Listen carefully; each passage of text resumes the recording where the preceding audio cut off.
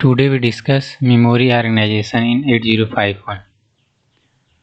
तो जो 805 में मेमोरी की संरचना क्या है इसको आज देखेंगे या पढ़ेंगे। तो जो मेमोरी है इस 8051 में जो मेमोरी ऑर्गेनाइजेशन है इसको दो भागों में बांट दिया गया है। पहला जो मेमोरी है वो डाटा मेमोरी जिसे रैम रैंडम एक्सेस मेमोरी कहते हैं। दूसरी जो मेमोरी है प्रोग्राम मेमोरी जिसे रीड ओनली मेमोरी कहते हैं। तो इनके जो ऑर्गेनाइजेशन है किस तरह का है इसको पढ़ना है। तो सबसे पहले जो रैम है यानी डाटा मेमोरी इसके बारे में देखेंगे।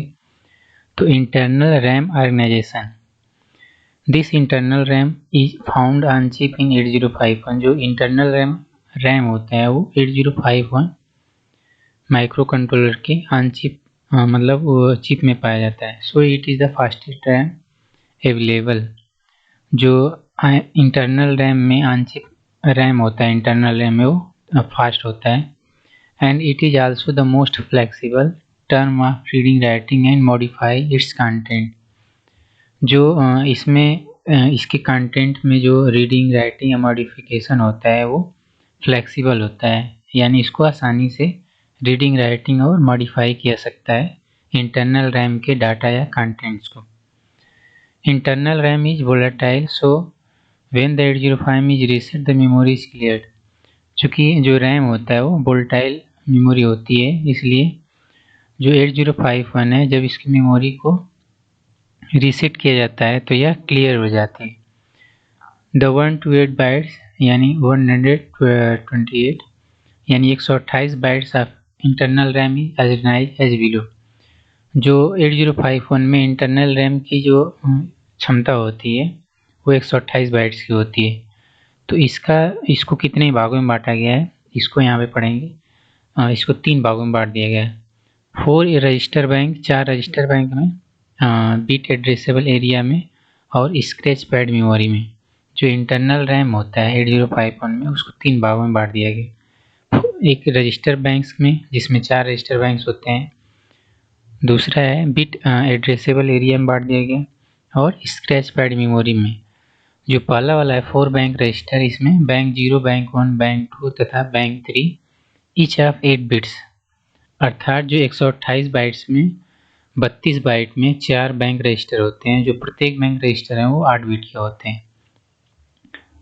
The default bank register is bank 0 and the remaining bank are selected when the help of RS0 and RS1 bit program status word register.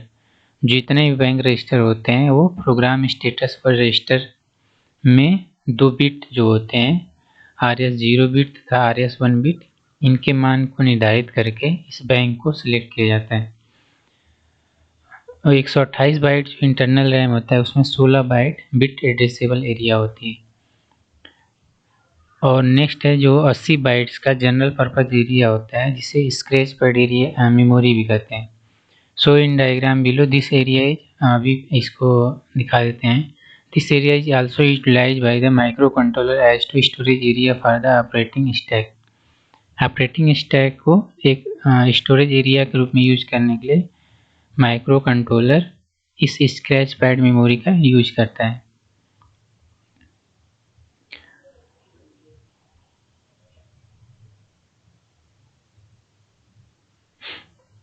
Next है the 32 byte of RAM from address 00H to 1FH are use as working register organize. जो 32 bytes का RAM होता है उसमें जो address होता है वो 00 हेक्साडेसिमल से 1F हेक्साडेसिमल तक ये वर्किंग रजिस्टर यानी जो 4 बैंक होते हैं 4 बैंक के रूप में यूज किया जाता है। नेक्स्ट है जिसे इसमें देखेंगे, जैसे यहाँ से लेके 00 हेक्साडेसिमल से लेके 1F यानी 1F, ये 1F तक जो रजिस्टर बैंक है इनको यूज किया जाता है। जैसे register bank 0, register bank 1, register bank 2, register bank 3। प्रत्येक रजिस्टर जो होता है 8 बिट्स का होता है जिसे क्रमशः R0, R1, R2, R3, R4, R5, R6 और R7 से प्रदर्शित किया गया है। इसी तरह इनकी मेमोरी लोकेशन की बात की जाए तो 00 से लेके 07 तक। जो रजिस्टर बैंक 1 है वो 08 से शुरू होकर 0F तक खत्म होता है। नेक्स्ट जो रजिस्टर बैंक है वो 10 से स्टार्ट होगी। इस तरह से रजिस्टर बैंक जो है 1F तक खत्म होता है। The register are named R0 to R7। जो बैंक रजिस्टर का नाम होता है वो R0 से लेके R7 तक होता है। प्रत्येक बैंक 8 बिट का होता है। Each register can be addressed by its name or by its RAM address। यहाँ पे एक एग्जांपल लिया गया है, एक इंस्ट्रक्शन है MOV A, R7। जो R7 है ये एक बैंक रजिस्टर का नेम है। बैंक रजिस्टर में जो रजिस्टर होते हैं उनका नाम है। MOV R7 है 05 हेक्साडेसिमल, या इसको इस तरह से प्रदर्शित किया गया है। 005 है वो डाटा को प्रदर्शित कर रहा है, यानी 05 हेक्साडेसिमल डेटा को R7 बैंक रजिस्टर में मूव करना है। नेक्स्ट इसमें देखेंगे, इसमें 4 बैंक रजिस्टर हैं और 20 हेक्साडेसिमल से 2F हेक्साडेसिमल तक बिट एड्रेसेबल एरिया होता है जो 16 बाइट का होता है, और 80 byte general purpose scratch pad memory होती है जो 30 हेक्साडेसिमल से लेके 7F हेक्साडेसिमल तक इसका मेमोरी एड्रेस होता है। यहाँ पे वर्किंग रजिस्टर को दिखाया गया है। वो बैंक वर्किंग रजिस्टर में जो बैंक 0, बैंक 1, बैंक 2 और बैंक 3। जो बैंक 0 रजिस्टर है वो 00 हेक्साडेसिमल से लेके 07 हेक्साडेसिमल तक। उसी तरह बैंक 1 08 हेक्साडेसिमल से लेके 0F हेक्साडेसिमल तक, बैंक 2 10 हेक्साडेसिमल से लेके 17 हेक्साडेसिमल तक, और बैंक 3 18 हेक्साडेसिमल से लेके 1F हेक्साडेसिमल तक। प्रत्येक बैंक के जो रजिस्टर हैं वो R0 से लेके R7 तक प्रदर्शित किया गया है। जो इंटरनल रैम का दूसरा भाग है वो बिट एड्रेसेबल भाग, जिसमें जो एक मेमोरी लोकेशन है 20 हेक्साडेसिमल मेमोरी लोकेशन, ये 8 बिट का रजिस्टर होता है। इसमें प्रत्येक बिट को भी एड्रेस कर सकते हैं। जैसे इसमें 8 बिट है तो 00 से लेके 07 तक, यानी प्रत्येक बिट को एड्रेस करने की सुविधा होती है इसमें। उसी तरह बिट एड्रेसेबल रजिस्टर में 21 मेमोरी लोकेशन में भी 8 बिट होता है और प्रत्येक बिट को इसमें एड्रेस किया जाता है। जैसे इसमें 21 मेमोरी लोकेशन पे जो मेमोरी है इसमें 8 बिट की मेमोरी है, तो इसके प्रत्येक बिट को भी एड्रेस कर सकते हैं। जैसे इसमें अगर 8 बिट है तो 08 एक बिट का एड्रेस, 09 10 11 इस तरह से 0F तक प्रत्येक बिट को एड्रेस करते हैं बिट एड्रेसेबल मेमोरी में। जनरल पर्पज मेमोरी जो 30 हेक्साडेसिमल से लेकर 7F हेक्साडेसिमल तक होती है, इसका मेमोरी लोकेशन होता है। नेक्स्ट है register bank to be selected using RS1 and RS0 bit using program status word register. जो प्रोग्राम स्टेटस वर्ड रजिस्टर होता है उसमें 2 बिट होते हैं, RS1 तथा RS0। इनका प्रयोग करके बैंक रजिस्टर को सिलेक्ट किया जाता है। अगर RS1 तथा RS0 बिट दोनों का मान लो है यानी 00 है तो रजिस्टर बैंक 0 सिलेक्ट होता है। इनका जो एड्रेस होता है बैंक रजिस्टर 0 का वो 00 हेक्साडेसिमल से लेके 07 हेक्साडेसिमल तक होता है। उसी तरह अगर RS1 का मान 0 तथा RS0 का मान 1 है तो रजिस्टर बैंक 1 सिलेक्ट होता है। इसका जो एड्रेस होता है 08 हेक्साडेसिमल से लेके 0F हेक्साडेसिमल तक होता है। नेक्स्ट है जो रजिस्टर बैंक 2 को सिलेक्ट करना है तो RS1 का मान 1 तथा RS0 का मान 0 रखते हैं, तब रजिस्टर बैंक 2 सिलेक्ट होता है। इसका मेमोरी लोकेशन 10 हेक्साडेसिमल से लेके 17 हेक्साडेसिमल तक होता है। नेक्स्ट अगर बैंक रजिस्टर 3 को सिलेक्ट करना है तो 11 RS1 का मान 1 तथा RS0 का मान 1 रखेंगे, तब रजिस्टर बैंक 3 सिलेक्ट होता है। इसका जो एड्रेस होता है 18 हेक्साडेसिमल से 1F हेक्साडेसिमल तक होता है। जो नेक्स्ट भाग है 8051 मेमोरी ऑर्गेनाइजेशन में एक इंटरनल रैम और दूसरा इंटरनल रोम, इसे प्रोग्राम मेमोरी भी कहते हैं।